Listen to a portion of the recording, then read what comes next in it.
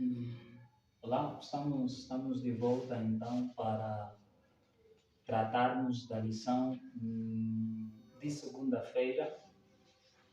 No domingo falamos sobre digam palavras de ação, de graças, e o que conseguimos compreender poderá então nos levar na lição de segunda-feira, que tem como subtema vivendo como filhos da luz. Bem, na lição de domingo, nós observamos o verso 1 e o verso 2 do capítulo 5 de Éfesos. E quando nós olhamos para esses versos, nós conseguimos compreender, não sei se diríamos um apelo, que Paulo faz aos cristãos daquela época, que verdadeiramente eles precisariam imitar a Deus. E nos nossos dias, parece que nós estamos imitando muitas coisas e por isso está nos ser difícil mesmo a morte daquilo que é o nosso eu. Porque quanto a essa questão da morte do eu, a irmã White diz que o eu morre pela contemplação do caráter de Cristo. E nós sabemos que nós somos transformados segundo aquilo que contemplamos. Então, eis aqui o apelo, que o ser pela qual nós devemos imitar, observar, apreciar profundamente, deve ser Cristo, deve ser Deus, para que então o seu caráter possa se reproduzir durante a nossa jornada. Então, para a segunda-feira, estamos já na segunda-feira e os nossos caros internautas, nós queremos agradecer porque a maneira como vocês nos acompanham faz todo sentido o cantinho da verdade avançar. Como diz aí o nosso mano Silverino Cruz, juntos avançaremos. E juntos avançaremos na lição de segunda-feira. Então, como é que nós podemos já contextualizar a lição de segunda-feira, dentro ainda do verso áureo e dentro ainda mesmo da lição número 9, vivendo com sabedoria? Porque eu acho que, voltando lá no Éden, diante de tudo que aconteceu no Éden, foi falta de sabedoria que criou tanto dilema no mundo. Eu não sei se estaria a trazer aqui uma espécie de desvio, mas se Eva agisse sabiamente, talvez o pecado não entraria no mundo. E até mesmo nos nossos dias, nós continuamos a agir sem sabedoria. Porque nós, quando olhamos para Provérbios, Salomão nos diz que temer a Deus é o princípio da sabedoria. Lá no Éden, faltou temor a princípio na ação de Eva, porque Eva desobedeceu porque decidiu dar ouvido às tolices de Satanás. E até um certo ponto não imitou o modelo perfeito. E então essa lição nos traz aqui a questão, vivendo com sabedoria, vivendo como filhos da luz. Lição de segunda-feira. Quer começar, Obreiro? Sim, quero começar. Já me mais mulher. Não, já não, mas ainda tem primazia. Gosta de todo ano. A lição trouxe em destaque o verso 6 de Efésios 5, que diz: ninguém vos engane com palavras vãs, porque por essas coisas vem a ira de Deus sobre os filhos da desobediência. Ninguém vos engane com palavras vãs. Que palavras vãs são essas? Que palavras vazias são essas? Quando vemos o versículo anterior, lá diz assim: porque bem sabeis isso, que nenhum fornicário, ou impuro, ou avarento, o que é idolatria, tem herança no reino de Cristo e de Deus. Dá-nos a entender que algumas pessoas, nesta época, estavam a dizer algumas palavras que Paulo considera como vãs, mostrando, ou melhor, dizendo que não era necessariamente não era necessário abandonar uma vida pecaminosa para ser considerado filho da luz. É o que nos dá a entender, porque Paulo diz assim: ninguém vos engane com palavras vãs, e no verso anterior ele dá essa ênfase. Ele fala a respeito de algumas práticas pecaminosas e ele diz assim: olha, quem continuar a viver desse jeito não tem parte no reino de Deus. Então ninguém vos engane. Na verdade, historicamente se acredita que na igreja primitiva, estamos no contexto da igreja primitiva, havia um homem que era o diácono Nicolas, né? De onde veio a palavra que o Apocalipse usa, os nicolaítas. Eles ensinavam um tipo de cristianismo barato, né? Pode receber o nome cristão, mas não precisa abandonar a vida antiga. Então, Paulo ele diz assim: ninguém vos engane com esse tipo de crença. Nós também podemos ser enganados com esse tipo de crença. Podemos não de forma aberta ou elaborar uma teologia referente a isso, mas às vezes nós pensamos assim: não preciso abandonar isso e aquilo, não preciso mudar isso ou aquilo, o Senhor é misericordioso, o Senhor nos ama. É um amor que não é o amor bíblico que encontramos ali. Porque a graça de Deus, ela realmente transforma a pessoa e nos leva ao arrependimento que muda a nossa vida. Então, aqui Paulo nos exorta a não sermos enganados com essas palavras, a aceitarmos a graça de Deus que nos perdoa, mas também nos dá poder para viver uma vida vitoriosa. Então, a lição da segunda-feira praticamente nos mostra que é necessário termos uma vida diferente da vida do mundo e não sermos cúmplices das obras das trevas. O que Deus quer é que, em vez de sermos cúmplices das obras das trevas, nós possamos condenar as obras das trevas, não só por meio de palavras, mas por meio de ações. Deus quer que haja uma distinção entre aquele que o serve e o que não serve. E a graça de Deus, ela é poderosa para operar isso em nós. É que falando assim, do jeito que estão a ser apresentados os comentários, um cético ou alguém que decide assumir-se como ateu vai dizer que vocês dizem isso porque vocês creem. Né? Como entrar, por exemplo, na mente daquele que não teve contato com a graça de Cristo? Muitas das vezes, alguns psicólogos preferem apresentar aquilo que são exemplos de vida. Estamos a falar aqui de indecência, estamos aqui a falar de questões imorais, estamos aqui a falar de muitas coisas. E um dos problemas pela qual o autor se debateu muito ao longo da semana é a imoralidade sexual. Vamos falar, por exemplo, da infidelidade conjugal. Eu poderia desafiar o caro internauta, o caro leitor e cada um de nós aqui presentes a nos apresentar alguém que é infiel ou imoral nessa questão da sexualidade e que no final da vida não se arrependeu de tais comportamentos. São atitudes que Satanás nos traz com um pano de fundo muito bonito.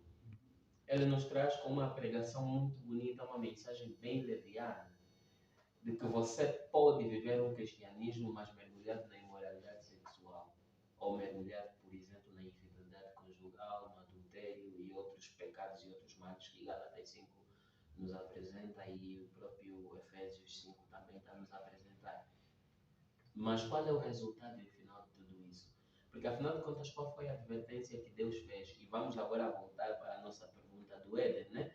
Qual foi a advertência que Deus fez a Adão e Eva? Se cometermos a transgressão, certamente faremos o quê? Morreremos. Né? Estamos a falar de Romanos 5,12 e Romanos 6,23. Certamente morreremos, porque esse é o salário do pecado. Mas qual foi a pregação de Satanás?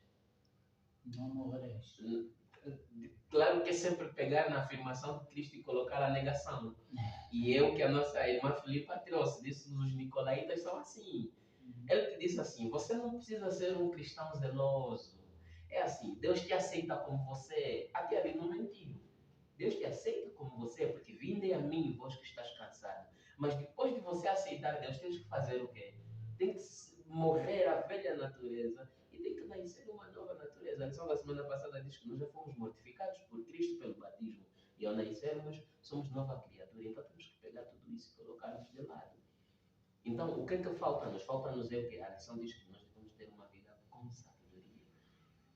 Realmente nos mergulharmos nos prazeres do álcool é viver em sabedoria. O caro internauta se calhar não bebe, ou se calhar bebe, mas vou fazer um desafio. O que é que acontece no domingo de manhã, depois de você vir de uma ressaca da sexta e do sábado? O que é que acontece? Arrependimento, dor de cabeça, enfim, um monte de consequências que traz-nos as ações que nós desenvolvemos. Agora, qual é o conselho do apóstolo Paulo? Vamos lá em Gálatas 5, e o apóstolo Paulo vai falar, Gálatas 5, 19. Mas antes disso, no versículo 18, ele nos pede para sermos guiados pelo Espírito de Deus, né? Espírito Santo, para não estarmos debaixo da natureza pecaminosa. E as coisas que a natureza pecaminosa produz são bem conhecidas. Elas são a imoralidade sexual. Isso não vem de Deus, a imoralidade sexual. Isso vem da carne, vem de Satanás. A impureza, as ações indecentes, adoração a ídolos, feitiçaria, inimizade, brigas, ciúmes, iras, fações, dissensões, inveja, ingestão de álcool, intemperança e outras coisas parecidas com essa. Repito, o que já disse, os que fazem estas coisas não herdarão o reino de Deus. E agora aqui entra numa questão que pode gerar muita controvérsia nessa lição de segunda-feira, que é a questão da ira de Deus. Porque as pessoas, a nossa natureza humana, nos leva a querer pensar que Deus é um Deus vingativo, que vai pegar em todos os homossexuais e vai se vingar deles. Que vai pegar em todo o imoral, todo que vive na impureza e vai se vingar deles, porque Deus detesta isso. E há um pregador que disse assim, temos na nossa imaginação Deus um velhinho todo irado lá no céu, armado em todo cheio de zelo, quem não vive como ele vai ser castigado. Não. A questão da ira de Deus que é aqui apresentada, o autor nos diz que isso, fazer todas essas coisas, provocaria um escândalo espiritual e a ira de Deus, pois seríamos considerados como filhos de desobediência. E isso acontece em todos os lugares. Quando nos é imposta uma regra e nós desobedecemos, temos que arcar com as consequências da desobediência, não é isso? Porque quem conhece a luz de Deus e mesmo assim pratica vários pecados, está se excluindo da própria vida eterna e tirando outros do caminho para Deus.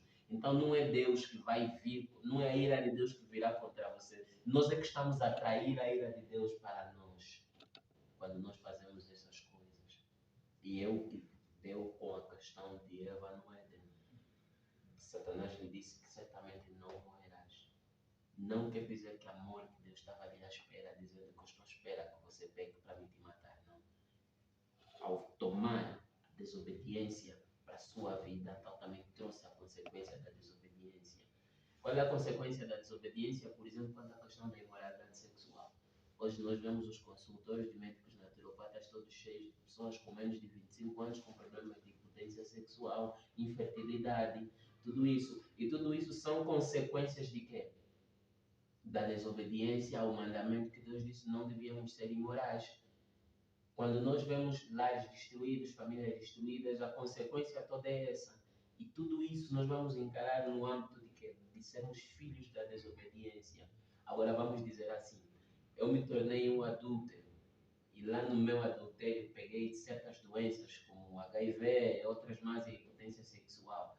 É Deus quem se irou comigo ou eu quem fui atrás da ira? Isso é uma consequência, não é isso? Sim. É essa a questão da lição. E olha que fez menção aqui desta falsa teologia. E a irmã vai no grande conflito, o capítulo onde ela trata sobre inimizade entre o homem e Satanás.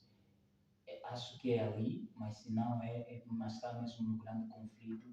Ela diz que Satanás foi o único que prometeu imortalidade na desobediência.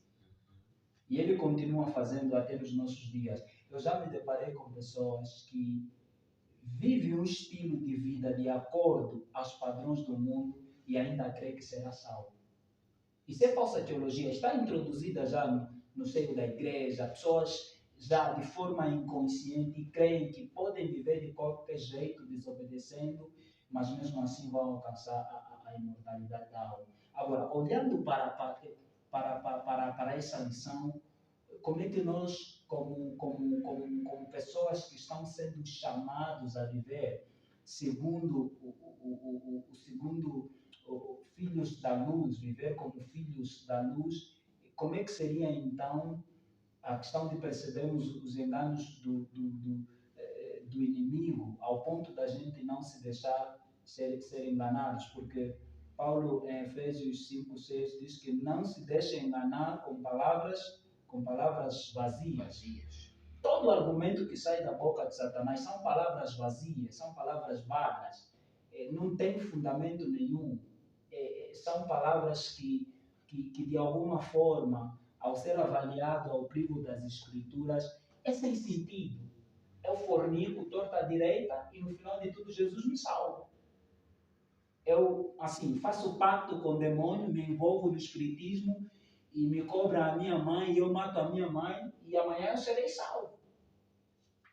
Então, como é que a gente deve se proceder nos nossos dias? E eu gostaria que os nossos convidados se dirigissem mesmo a nós, a técnica, aos nossos caros internautas, como é que deve ser então a nossa visão de acordo à graça, para que não nos deixemos enganar por essas falsas doutrinas que até já está dentro da igreja.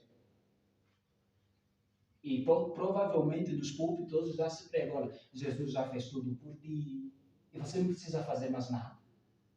Apenas aceitar e ponto final. E eu gostaria só de ler um verso rapidinho, só para continuar a sustentar a pergunta aí, os caros internautas, aí nos acompanhando com os nossos convidados, podem então nos ajudar a Lucas 13, 24, espero não estar em erro, mas é mesmo, Lucas 13, 24.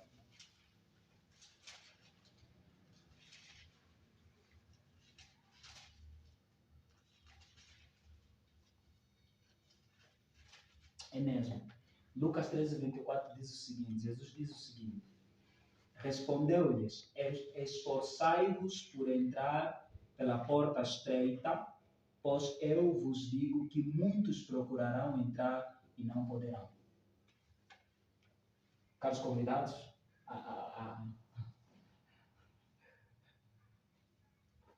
Então, essa aqui é uma questão que tem muito a ver com conciliar as obras com aquilo que nós queremos, aquilo que nós pregamos com as nossas obras.